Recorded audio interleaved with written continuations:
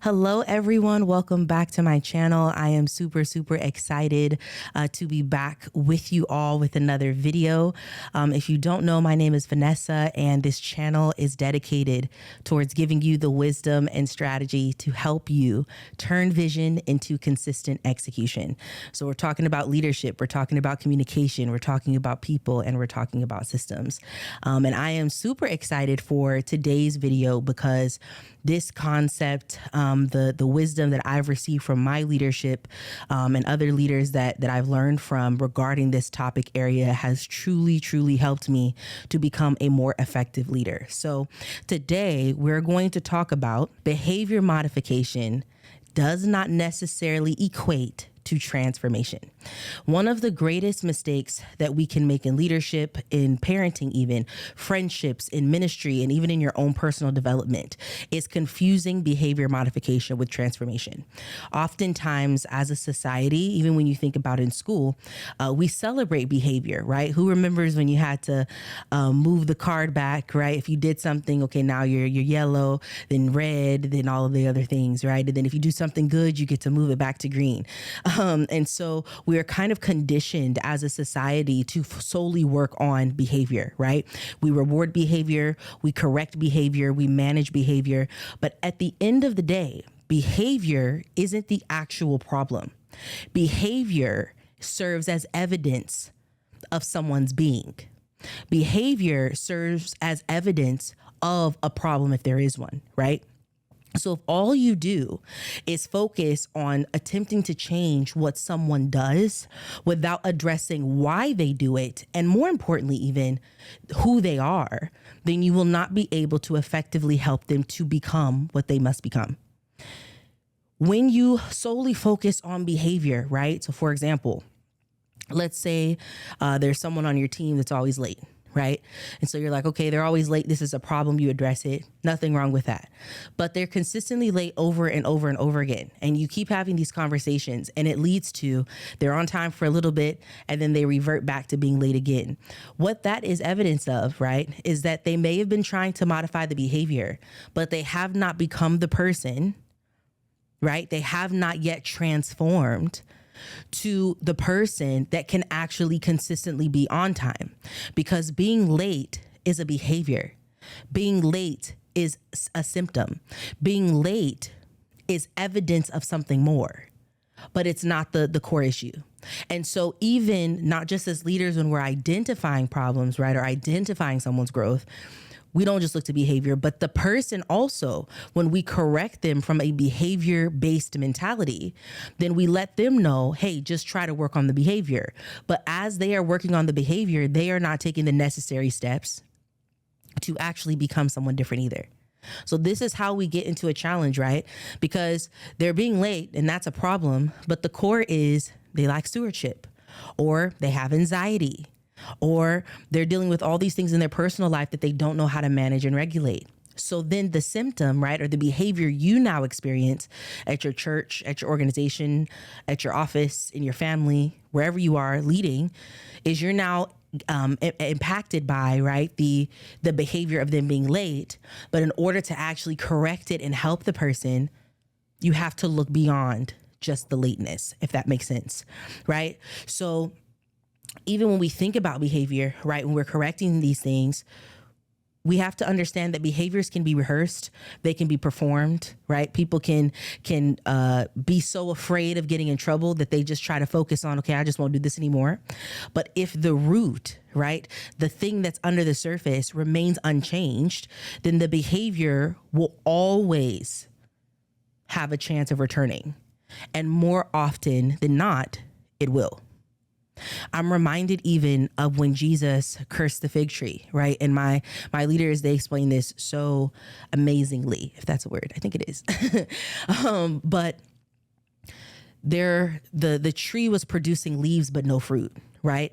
And my apostle, he always teaches it where he says fruit and the leaves grow at the same time, right? So there should have been some sort of fruit that was alongside those leaves, but there wasn't, right? So we don't see that that the Lord Jesus cursed the leaves. He didn't curse, the fruit. He didn't say, I command you, begin to grow right now or else, right? He addressed the identity of the tree, because what you see, the fruit or lack thereof, is not about modifying a behavior or modifying a results.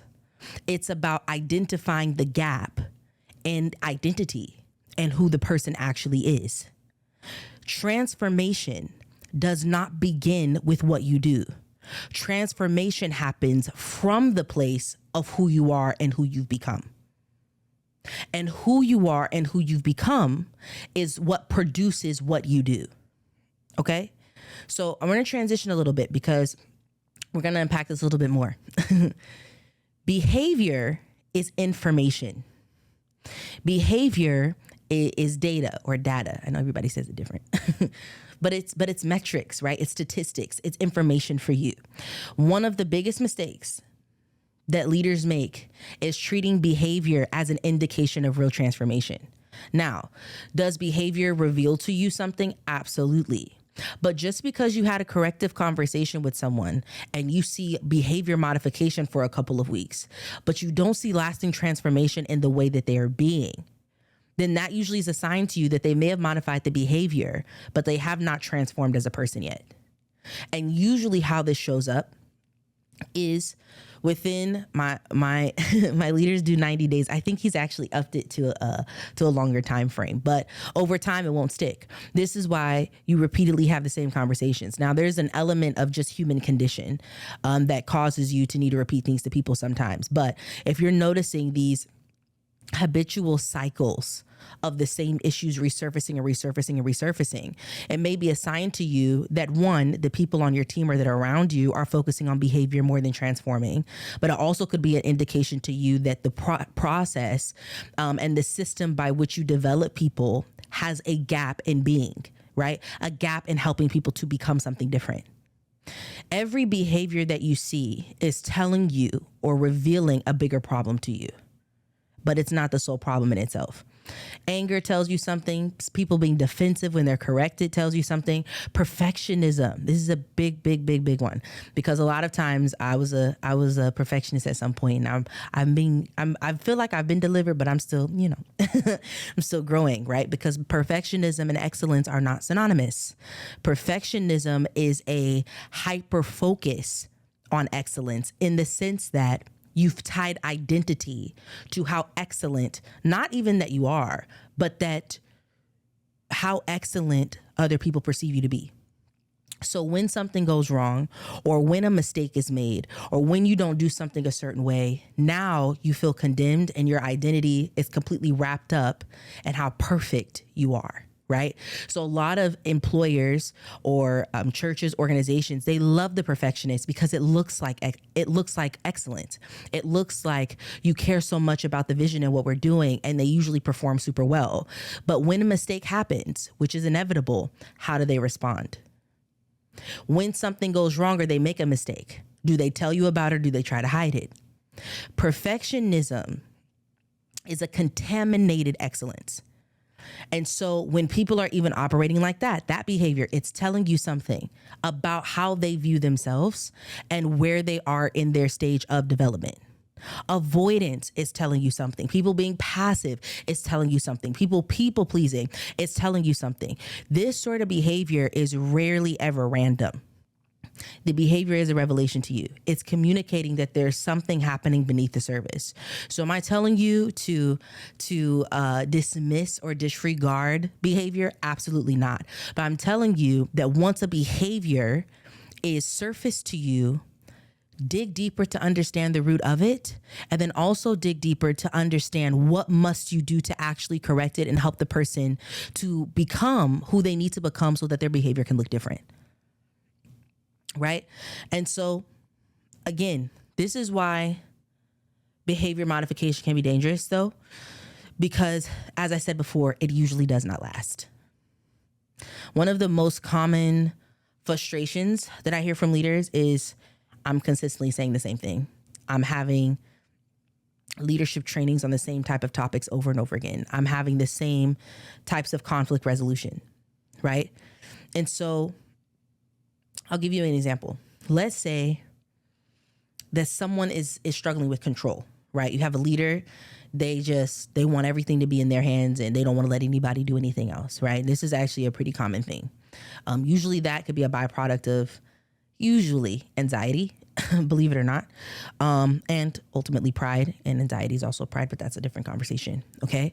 So behavior modification says, you know what? You need to start delegating more. You need to have people do more things. I want you to start telling people to do things.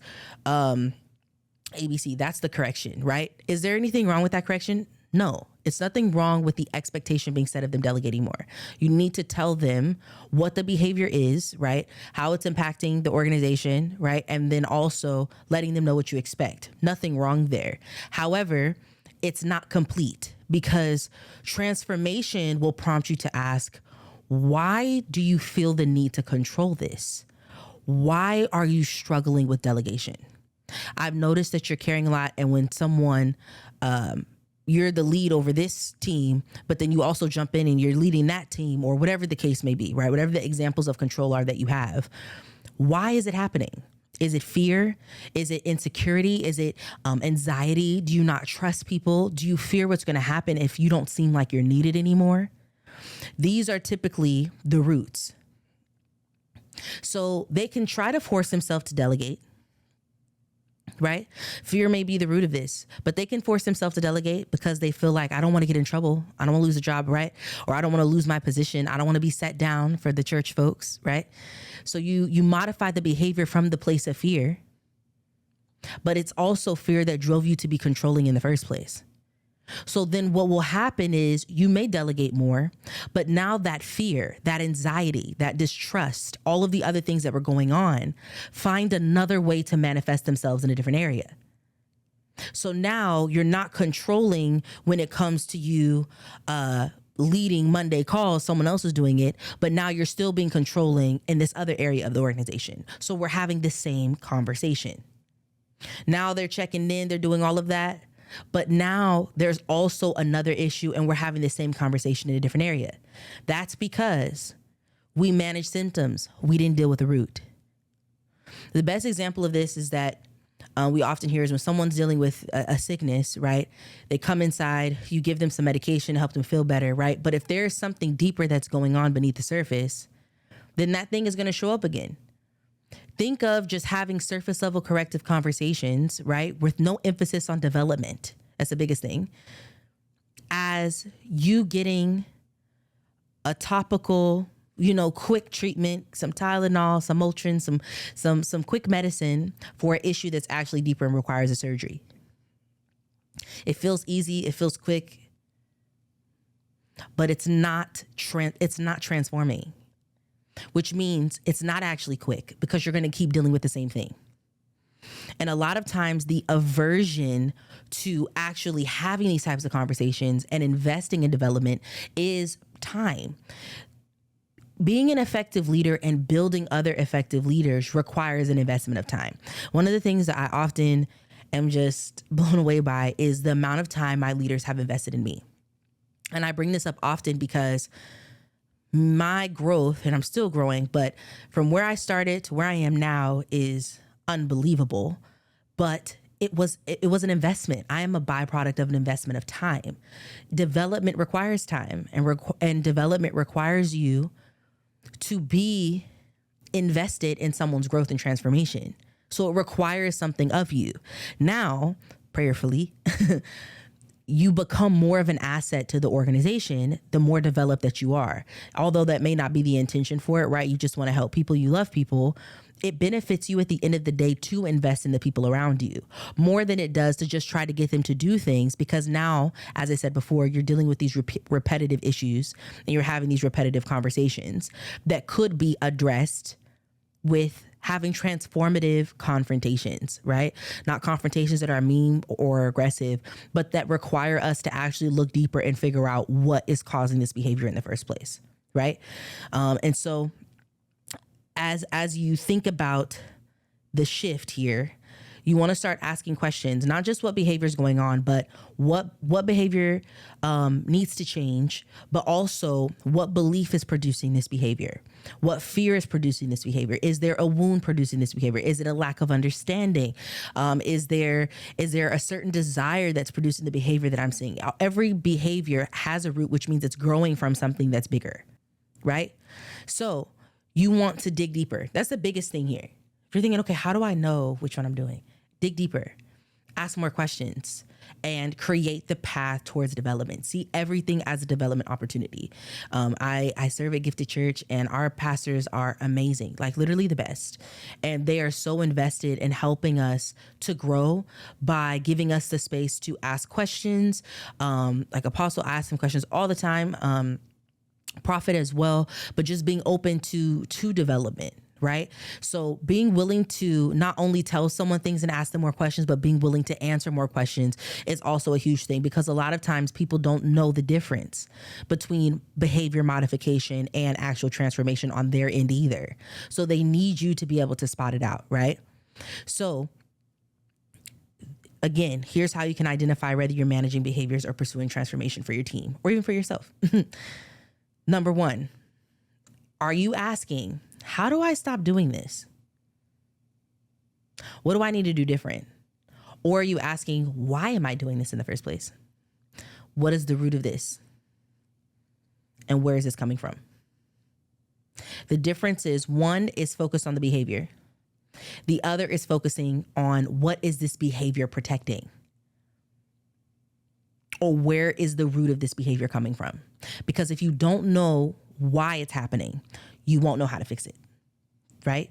So these are the types of things that you can begin to ask yourself. Why? Why is this happening? Where is it coming from? How is it showing up? Who do I need to become to actually shift in the way that I'm approaching this specific thing? Transformation is revealed in your identity, not just in what you do. So I hope that this video has been super helpful for you. I really, really enjoyed this topic. This is actually one of my favorite ones because one of the things that I have wrestled with initially as I transitioned to leadership is like, okay, well, I think they're all good now. I think they're better. I talked to them. Things seem to be good. We're all set. And then a few weeks later, you're like, well, there it is. It's back. It's back again. I talked to them about not being rude. And then now they're not rude to this person, but they're being rude to being rude to someone completely different. Or I talked to them about delegating and, relinquishing control, but then now they're being controlling in a completely different area of ministry or of the corporation. So it's one of the things that were really hard because I'm like, am I not giving people the space to change? But really it starts with not just in what you identify, but the process and the road and the journey by which you give people to actually become a thing, and to change. So after all of that is said and done as well, it's time. Giving them time to adjust the habit. It took time to build it. Now it takes some time to adjust it. It may be a quick pivot to change mentality, but actually being consistent in the discipline of your new mentality can take some time. So giving people the space to show and to prove that the transformation is there is also really, really important. So I hope this video, again, has been super helpful for you. I am doing a training soon. So if you would like to be a part of that, to grow as a leader, to become the leader that you need to be so that your vision can extend beyond you, please join it. It's called Beyond the Founder. It's going to be August 6th through August 8th. The link is in the description. If you're interested in some sort of leadership coaching or anything like that for your organization, that's also available in the description. But otherwise, I will see you in the next video.